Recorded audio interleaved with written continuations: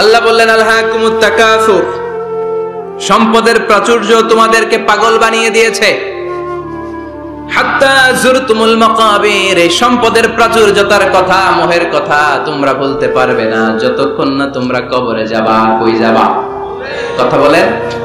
একদিন মাটির ভেতরে হবে ঘরে মন আমার, কেন বাঁধো দালান ঘরে মন আমার, কেন বাঁধো দালান ঘর।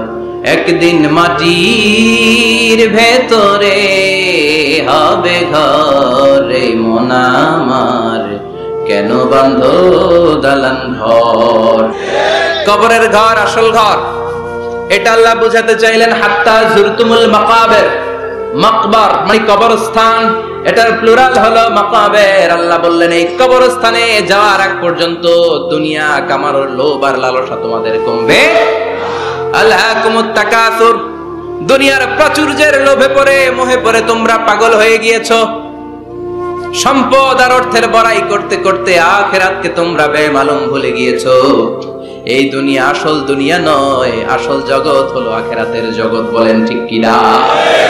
আলহাকুমুত তাকাসুর, অর্থ, সম্পদ, বিত্ত, বৈভব, ক্ষমতা, এগুলো অর্জনের আকাঙ্ক্ষা আমাদেরকে পাগল বানিয়ে দিয়েছে। কিসের নেশায় যে আমরা ছুটছি, শুধু ছুটছি প্রতিযোগিতার প্রতিযোগিতা, কোন দিকে যে যাচ্ছি আমরা নিজেরাও জানি না। জোরে বলেন ঠিক কিনা? চাহিদার আমাদের শেষ নাই, যার যত বেশি তার চাহিদা তত বেশি। গাড়ি আছে বাড়ি চাই, বাড়ি আছে নারী চাই, এটা আছে ওটা চাই, ওটা আছে সেটা চাই, এরকম চাহিদা আছে না নাই? যারে আল্লাহ দিয়েছে বেশি তার চাহিদাও তত বেশি। ঠিক কিনা? এজন্য আল্লাহ বললেন আলহাকুমুত তাকাসুর, তোমাদের চাহিদার কোনো কমতি নাই, তোমাদের চাওয়া পাওয়ার কোনো শেষ নাই। যার সাইকেল আছে সে মোটর সাইকেল চায়, মোটর সাইকেল আছে তো প্রাইভেট কার চায়, প্রাইভেট কার আছে মনে মনে ভাবে প্লেনে চড়তে পারলে একটু ভালো হয়। এরপরে কয় হেলিকপ্টার আছে না নাই? যিনি মেম্বার হয়েছেন তিনি ভাবলেন সামনে চেয়ারম্যান হইলে একটু ভালো হয়। যিনি আপনাদের ভোটে চেয়ারম্যান হয়ে গেলেন মনে মনে ভাবে এবার যদি একটু পার্লামেন্টে যাইতে পারি খারাপ হয় না। কথা কন, পার্লামেন্টও নিছেন ওনারে, এবার মনে মনে ভাবে একটা মন্ত্রণালয়ের দায়িত্ব যদি পাই খারাপ হয় না, এলাকার উন্নয়ন বেশি বেশি করা যাবে। মন্ত্রীও হয়ে গেছে, এবার মনে মনে ভাবে আর আছে একটা, জোরে কন, ওইটার সুযোগ এই দেশে নাই, ওইটার সুযোগ এই দেশে নাই, হয় উনি নয় উনি। কথা কন, এই দুই ফ্যামিলির বাইরে আমাদের আর কোনো গতি নাই। তো গতি যেহেতু নাই, ওনারা ভালোভাবে চালাক, আমাদের কোনো কথা নাই। জোরে বলেন ঠিক কিনা? যারাই আমাদের নেতা হবে আল্লাহ সুন্দরভাবে তাদেরকে দেশটা চালানোর তৌফিক দাও, পড়ে না আমিন। এজন্য আল্লাহ বললেন আলহাকুমুত তাকাসুর হাত্তা যুরতুমুল মাকাবির, দুনিয়ার লোভ লালসা প্রতিযোগিতা তোমাদেরকে পাগল বানিয়ে দিয়েছে। পাগল পাগল হয়ে গিয়েছি, আরো চাই, আরো লাগবে আমার, আরো লাগবে, এরকম মানসিকতা আমাদের অন্তরের ভেতরে আছে না নাই? এই মানসিকতারে বলে ফকিরি মানসিকতা। কথা কন, বারবার যারা চায় রে কি বলেন? ফকিরনি।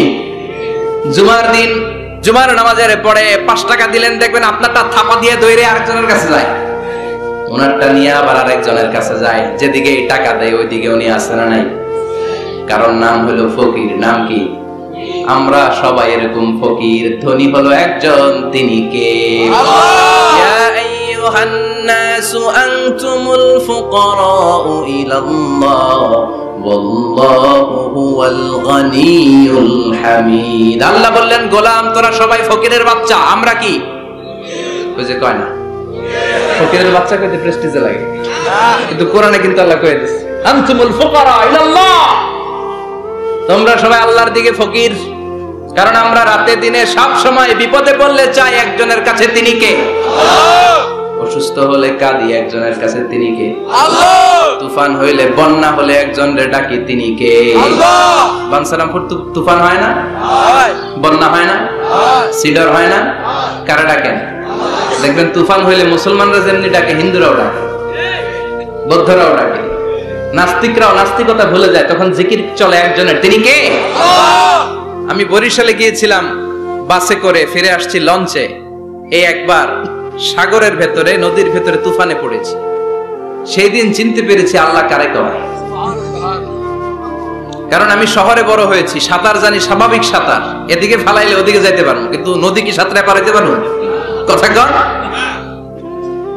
প্রচন্ড তুফান, সদরঘাটে ভিড়তে আর 2 ঘন্টা বাকি। জাহাজ টলমল শুরু করেছে। এবার দেখলাম জাহাজের ভেতরে যত মহিলাগুলা আছে সব চিল্লায় আর ডাকে কারে? হিন্দুগুলাও ডাকে কারে? বৌদ্ধগুলাও ডাকে কারে?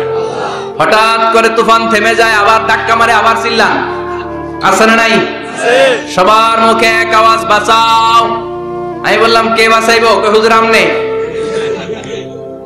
আমনে দোয়া কালাম পারেন, আমনে বাঁচান। আমি কইলাম আমারে বাঁচাইবো কেডা? আল্লাহ ছাড়া বাঁচানোর কেউ নাই। এজন্য আল্লাহ বললেন আল্লাহকুমুত তাকাসুরু হাত্তা যুরতুমুল মাকাবির। তোমরা সম্পদের লোভে, দুনিয়ার লোভে পাগলের মতো হয়ে গিয়েছো। ফকিরদের যেই স্বভাব, সেরকম স্বভাব তোমাদের মধ্যে ঢুকেছে, ঠিক কি না? আরো চাই, আরো লাগবে, আরো দাও, সব খামু, সব আমার। পেটটা এতটুকু, হ্যাঁ সব খাইবো। পেট কদ্দুর, কিন্তু বলে কি সব খাবো। আনলিমিটেড ডিমান্ড, শেষ নাই। প্রতিযোগিতার পর প্রতিযোগিতা। উনার কত টাকা, আমার টাকা তার চেয়ে বেশি লাগবে। ওর বাড়ি কয়টা, আমার বাড়ি আর কয়েকটা বাড়ানো লাগবে। ওর বিল্ডিং যদি হয় 5 তলা, আমার লাগবে 6 তলা। কিন্তু উনি তাহাজ্জুদ পড়ে, আমারও তাহাজ্জুদ পড়া লাগবে। এই টেনশন আছে নাকি? কথা বলেন। ওনার বাড়ি 5 তলা, আমারটা লাগবে 8 তলা। বিষ্ণু বলেছেন, one of the minor sign before the day of judgment, people will start to compete to construct high rise buildings. কিয়ামতের আগে লোকজন বড় বড় বিল্ডিং বানানোর প্রতিযোগিতা শুরু করে দিবে। ওয়া আনতারাল হুফাত আল উরাত আল আলাতা রিয়া আশাইয়াতাতাওয়ালুনা ফিল বুনিয়ান। বিষ্ণু বললেন, তোমরা দেখবে এমন কিছু লোক সমাজের গরিব ছিল, পায়ে দেওয়ার মতো জুতা ছিল না, গায়ে দেওয়ার মতো জামা ছিল না, পেটে দেওয়ার মতো খাবার ছিল না, হু হু করে তারা বড় লোক হয়ে গিয়েছে। আর সমাজের এদিকে সেদিকে আনাচে কানাচে বিল্ডিং বানানোর প্রতিযোগিতা করতে শুরু করেছে। আছে না নাই? বানসারামপুরে মুরব্বী যারা আছেন একটু বলেন তো, আজ থেকে 20 বছর আগে এরকম এত বিল্ডিং, টাওয়ার, ফাউন্ডেশন ছিল?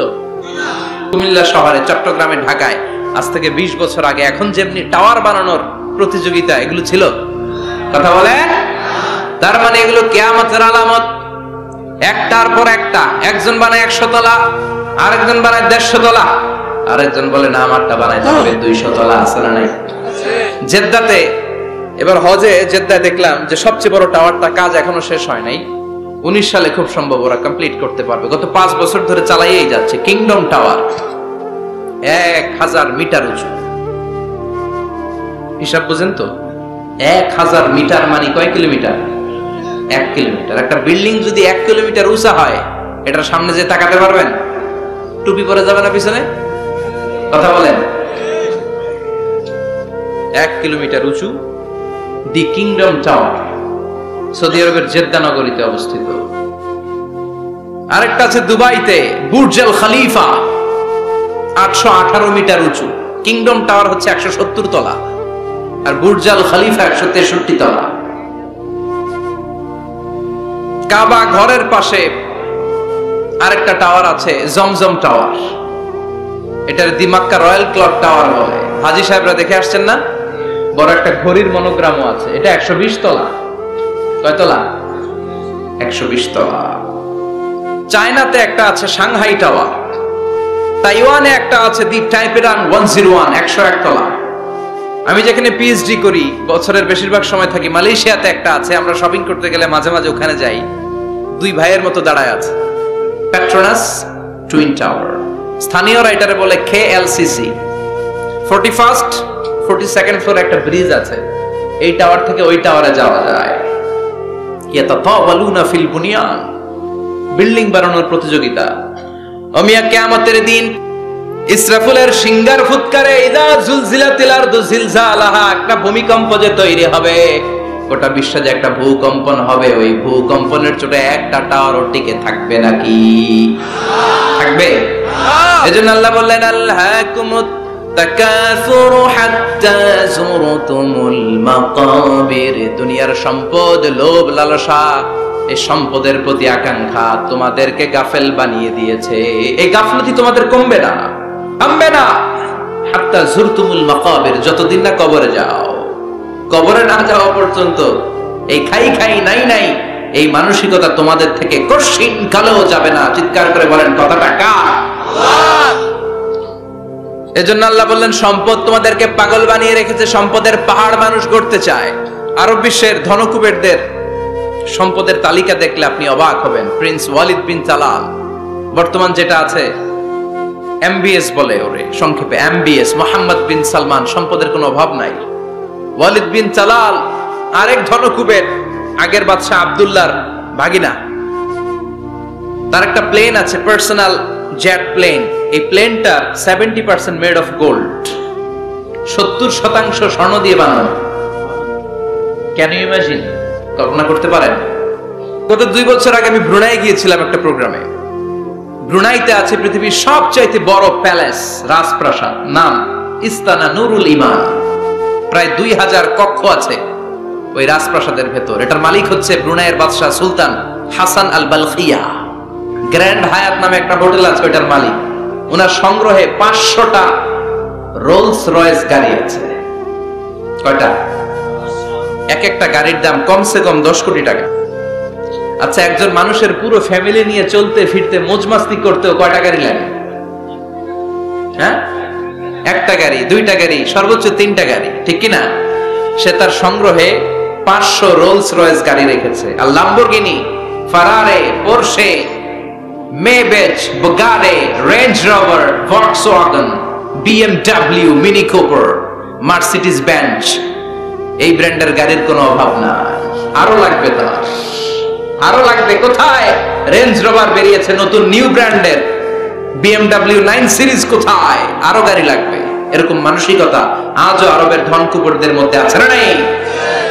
এজন্য আল্লাহ বললেন খবরদার, সম্পদ তোমাদেরকে পাগল বানিয়ে দিয়েছে। আলহাকুমুত তাকাসুর, এই সম্পদের মায়া কোনোদিন তোমাদের কমবে না। হাত্তা যুরতুমুল মাকাবির, যতদিন না তোমরা কবরের ভিতরে ঢুকবা।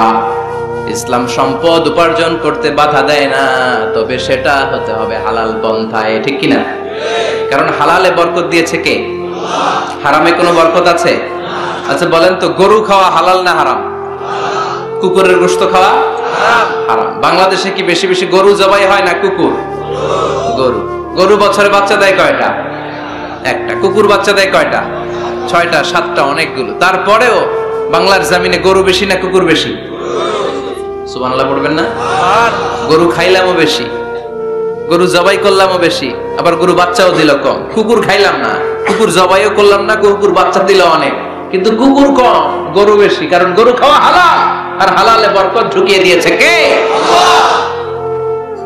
এজন্য আল্লাহ বললেন গোলাম, হালালে বরকত, হালাল পন্থায় কোটি কোটি টাকার মালিক হন, ইসলামে বাধা নাই। তবে নিসাব পরিমাণ সম্পদ হলে যাকাত দিতে বলেছে কে? ওয়াফি আমওয়ালিহিম হাক্কুন লিসসাইলি ওয়াল মাহরুম। তোমার সম্পদের মালিক শুধু তুমি নও, না খেয়ে থাকা সমাজের গরিবদের ওই সম্পদে ভাগ আছে না নাই? অনেকে যাকাতের শাড়ি দেয়, যাকাতের লুঙ্গি দেয়। যাকাতের শাড়ি বলতে, যাকাতের লুঙ্গি বলতে কোনো লুঙ্গি নাই, ঠিক কিনা? যাকাত হচ্ছে এমন পরিমাণে সম্পদ আপনি একজনকে দিয়ে দিবেন, ওই সম্পদ পেয়ে জীবনে আর কোনোদিন যেন তার আরেক জায়গায় যাকাতের টাকা নিতে হাত পাতা না লাগে। কিন্তু যাকাতের শাড়ি দেয়, আছে না নাই? পত্রিকায় বিজ্ঞপ্তি দেয়, আবার ওই শাড়ি আনতে যায় পদপৃষ্ট হয়ে লোকজন মারা যায়। এরকম টাকা আছে না নাই? এজন্য আল্লাহ বললেন খবরদার, সম্পদ উপার্জন করো, কিন্তু নিসাব পরিমাণ সম্পদের মালিক হলে যাকাত দিবা। ওয়াল্লাযীনা ইয়াকনিজুনা যাহাবা ওয়াল ফিদ্দাতা ওয়ালা ইউনফিকুনাহা ফী সাবিলিল্লাহ ফাবাশশিরহুম বিআযাবিন আলীম। যারা সম্পদের মালিক হয় কিন্তু আমার রাস্তায় যাকাত দেয় না, ও নবী তাদেরকে আপনি কঠিন আযাবের সুসংবাদ দেন। পড়েন নাউযুবিল্লাহ। ও মিয়া, আযাবের কি সুসংবাদ হয় না দুঃসংবাদ? কিন্তু আল্লাহ সুসংবাদ বললেন কেন? কারণ আযাবটা বড় কড়া হয়। যাকাত যারা দেয় না, ব্যাংক ব্যালেন্স করে, এফডিআর করে, সঞ্চয়পত্র কিনে রাখে, ফ্ল্যাটের পর ফ্ল্যাট কিনে রাখে, জমির পর জমি কিনে রাখে, যাকাত দেয় না, ওদের শাস্তি হবে ভয়ঙ্কর। শাস্তির তীব্রতা বোঝানোর জন্য আল্লাহ বললেন সুসংবাদ। ছেলে পরীক্ষায় ফেল করেছে, গণিত পরীক্ষায়, মা বলে ফেল করছস, তোর বাপে আসুক, এমন মাইট দিবে, মাইট খাইয়া মজা টের পাবি। ও মিয়া, মাইট দিলে কি মজা লাগে না ব্যথা লাগে? কথা কন তো। মা তোর কয় মজা পাবি, মজা টের পাবি, তার মানে মাইটটা খুব কড়া মাইর হবে, কড়া। আল্লাহ বললেন কারুনের দিকে তাকা, যারা সম্পদের যাকাত দিস না, কারুনের দিকে তাকা। সাইয়েদনা মুসা আলাইহিস সালামের চাচাতো ভাই মুসা আলাইহিস সালাম বললেন কারুন যাকাত দাও। কয় কেন দিমু? কারণ আল্লাহ তোমারে সম্পদ দিয়েছে। কারণ বলে কোন আল্লাহ টাল্লাহ আমারে সম্পদ দেয় নাই। ইন্নামা উতিতুহু আলা ইলমিন ইনদি, আমার বুদ্ধি খাটিয়ে সম্পদের মালিক আমি হয়েছি। আউযুবিল্লাহ। আমার ব্রেন খাটাইছি মিয়া, বুদ্ধি খাটাইছি, মাথার গাম পায়ে ফেলে আমি সম্পদ কামাইছি, কোন যাকাত টাকা দেব না। সাইয়েদনা মুসা আলাইহিস সালাম বললেন দাওয়াত দেওয়ার দায়িত্ব আমার, দাওয়াত দিলাম, যাকাত দাও, না হলে কঠিন আযাব তোমার উপর চেপে বসবে। কারণ বলে পারলে তুমি শাস্তি নিয়ে আসো। সাইয়েদনা মুসা আলাইহিস সালাম আল্লাহরে বললেন আল্লাহ অনেক আমি দাওয়াত দিলাম, গরিব দুঃখীদের মাঝে যাকাত দেন, আপনি শাস্তি পাঠান। রব্বুল আলামিন বললেন কিছুক্ষণের মধ্যে পুরো জমিনটা কারুন তার সম্পদ সহ সব কিছুকে মাটিতে দাবিয়ে দিবে। ফাখাসাফনা বিহি ওয়া বিদারিহিল আরদ, হঠাৎ করে পুরো জমিন কারুনের সম্পদ সহ মাটিতে টান দিতে লাগলো। আমি জায়গাটা নিজে দেখে এসেছি। আমি মিশরে পড়াশোনা করেছি, তো মিশরের কায়রোতে ছিলাম। কায়রো থেকে প্রায় 100 মাইল দূর হবে একটা শহর আছে ফাইউম। এই ফাইউম শহরে বহাইরা কারুন, কারুনের সব সম্পদ সহ বাড়িঘর সহ জমিন যেখানে দাবিয়ে তাকে জমিনের ভেতরে বুক গর্ভস্থ মাটির ভেতরে ঢুকিয়ে ফেলেছে, ওই জায়গাটা আজও ঠিক ওই রকম আছে। ওখানে একটা লেক হয়ে গিয়েছে, হ্রদ। মিশরীরা এখন মাছ ধরে। জমিন তাকে ভিতরে টানতে লাগলো, হাঁটু পর্যন্ত টেনে ফেলার পরে সে বলে আমি উঠে যাব। কোমর পর্যন্ত মাটির ভেতরে গেড়ে গেল, সে বলল আমি বেঁচে যাব। এবার গলা পর্যন্ত যখন দেহটা মাটিতে দেবে যায়, এবার হাত তুলে বলে মুসা সব সম্পদ তোমার, আমারে বাঁচাও। এমন ভালো মানুষ, সোজা আঙ্গুলে কি সব সময় ওঠে না। ও মুসা সম্পদ নাও, আমারে বাঁচাও, বাঁচতে চাই। সাইয়েদনা মুসা বলে দ্য টাইম ইজ আপ, সময় শেষ। যখন দাওয়াত দিয়েছি তখন যদি দাওয়াত মেনে নিতা বেঁচে যেতা, এখন আমারও কিছু করার নাই, আমি গেলাম। ইয়াতাজালজালু ফিল আরদ হাত্তা ইয়াউমুল কিয়ামা, প্রতিদিন সহিহ বুখারীর বর্ণনা 1 বিঘত পরিমাণ আল্লাহ তাআলা জমিনকে আদেশ দিয়েছেন কারুন এবং তার সম্পদকে প্রতিদিন 1 বিঘত করে জমিনের ভেতরে নিতে থাকবে, up to the day of judgment, কিয়ামত পর্যন্ত কারুন তার সম্পদ সহ জমিনের ভিতরে যেতেই থাকবে, যেতেই থাকবে। চিল্লায়ে পড়েন সুবহানাল্লাহ। এজন্য আল্লাহ বললেন সম্পদ তোমারে বাঁচাতে পারে না, ক্ষমতা তোমারে বাঁচাতে পারে না, বাঁচাতে পারে একজন, তিনি কে? আল্লাহকুমুত তাকাসুরু হাত্তা যুরতুমুল মাকাবির, দুনিয়ার সম্পদের লোভে পড়ে আখিরাতকে তোমরা বেমালুম ভুলে গিয়েছো। এই গাফলতি তোমাদের থামবে না যতক্ষণ না তোমরা কবরে ঢুকবা। কার কথা? এজন্য যাকাত দেওয়ার দরকার আছে না নাই? এলাকায় তো এসে গল্প শুনলাম অনেক বিজনেস ম্যাগনেট আছে, আশা করি তারা যাকাতও দেয়, ঠিক কি না? আপনাদের মধ্য থেকে যারা ধনী আছে তাদেরকে পৌঁছাবেন যে যাকাত না দিলে কারণের মতো পরিণতি করে দিতে পারে কে? সম্পদগুলো কিয়ামতের দিন পেঁচাতে পেঁচাতে কোমর পর্যন্ত পেঁচাবে, আবার পেঁচাতে পেঁচাতে গলা পর্যন্ত পেঁচিয়ে ছবল দিয়ে বলবে আনা মালুক আনা কানজু, আনা মালুক, আমি তোর মাল, আমি তোর সম্পদ, আনা কানজু, আমি তোর ব্যাংক ব্যালেন্স, আমারে খা। এক একটা ছবলের চোটে পুরো দেহটা 70 গজ জমিনের ভেতরে চলে যাবে। এজন্য আল্লাহ বললেন আল্লাহকুমুত তাকাসুরু হাত্তা যুরতুমুল মাকাবির, দুনিয়ার প্রাচুর্যতা তোমাদেরকে মোহাচ্ছন্ন করেছে। আমরা মোহের মধ্যে পড়ে আছি, ঠিক কি না? আমাদের চলাফেরা, কথাবার্তা, লাইফস্টাইল দেখলে মনেই হয় না যে আমরা মরব, মনে হয় যে 1000 বছর রাজত্ব করতে আমরা এসেছি, কেউ আমাদেরকে থামাতে পারবে না। কোনোদিন আমাদের মরণ হবে না, চিল্লায় বলেন ঠিক কিনা? এই দুনিয়াটা আসল জীবন না, আসল জীবন কবরের জীবন। এই দুনিয়ার দৃষ্টান্ত আল্লাহর কাছে হলো 4টা স্বর্ণের টুকরার মতো আর 3টা লাশের মতো। স্বর্ণের টুকরা কয়টা, লাশ কয়টা? বনি ইসরাইলের জামানাতে 3 জন যুবক কর্মের সন্ধানে, কাজের সন্ধানে বেরিয়েছিল। হঠাৎ করে তারা এক গুপ্তধন পেয়ে যায়। গুপ্তধনে তারা পেয়েছে 4টা বড় বড় স্বর্ণের টুকরা। কয়টা? মহা খুশি, খুশিতে বাকবাকুম। চিন্তা করলাম আমরা আজীবন খেয়ে পড়ে চলে যেতে পারবো, কিছুই করা লাগবে না। 3 জন মিলে স্বর্ণ নিয়ে বসে প্ল্যান করলো ভাগ বটোয়ারা করার আগে একজন বাজার থেকে রুটি কিনে নিয়ে আয়, আগে পেট ভরে খেয়ে নেই, তারপরে ভাগ বটোয়ারা। একজন রুটি আনতে গিয়েছে, ওই 2 জন ভাবতে শুরু করলো যেটারে রুটি আনতে পাঠাইছে ওইটারে যদি মেরে দিতে পারি তাহলে ভাগাভাগির আর কোনো কাম নাই। স্বর্ণ কয়টা? তুই নিবি 2টা, আমি নেব 2টা। আর যে রুটি কিনতে গিয়েছে সে মনে মনে ভেবেছে রুটির মধ্যে বিষ মাখিয়ে নিয়ে যায়। কি মাখিয়ে নিয়ে যায়? ওই 2টা বিষ খাইয়া ঠুস। সব যেই চিন্তা ওই কাজ। রুটির মধ্যে বিষ মাখিয়ে নিয়ে এসেছে। 2 বন্ধু ওইটারে ধরে আঘাত করতে করতে দুনিয়া থেকে বিদায় করে দিয়েছে। এবার 2টা বলে এইটারে মারতে অনেক কষ্ট হয়েছে, আগে খাইয়া লই। এরপরে তুই 2টা, আমি 2টা। এবার বিষ মাখানো রুটি খেয়ে ওরাও শেষ। আহা, আল্লাহু আকবার। 4টা স্বর্ণের টুকরা পড়ে আছে, 3টা লাশ পড়ে আছে। হাদিহি মাসালু হায়াতিদ দুনিয়া। এটা দুনিয়ার জীবনের দৃষ্টান্ত। এজন্য মানুষের স্বভাব হলো আরো চাই, আরো চাই। বিষ্ণু বললেন লাউ লিকুল্লি ইবনি আদামা ওয়াদিয়াম মিন যাহাব। আল্লাহ বনি আদমের সবাইকে যদি এক একটা স্বর্ণের পাহাড়ের মালিক বানিয়ে দেয়, আহাব্বা আইয়াকুনা লাহু ওয়াদিয়ান, সে চাইবে কেমন করে আরেকটা স্বর্ণের পাহাড়ের মালিক হওয়া যায়। ও মিয়া, আমার যদি একটা স্বর্ণের পাহাড়ের মালিক বানায় দেয়, আমার 14 পুরুষ সে স্বর্ণের পাহাড় বেচা খেয়ে শেষ করতে পারবো?